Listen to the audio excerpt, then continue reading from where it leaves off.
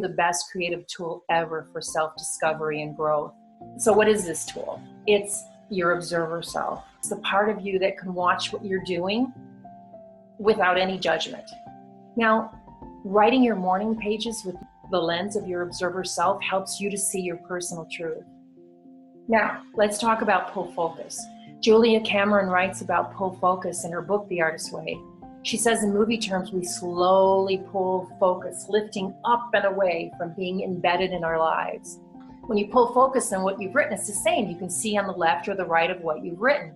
You have a wider perspective, which often translates into more clarity and fresher thinking, and your imagination is able to run free. And most important, let's judge your creations not with that fearful, destructive voice of your resistance, but rather from a place of vision. Ready, set, let's go write.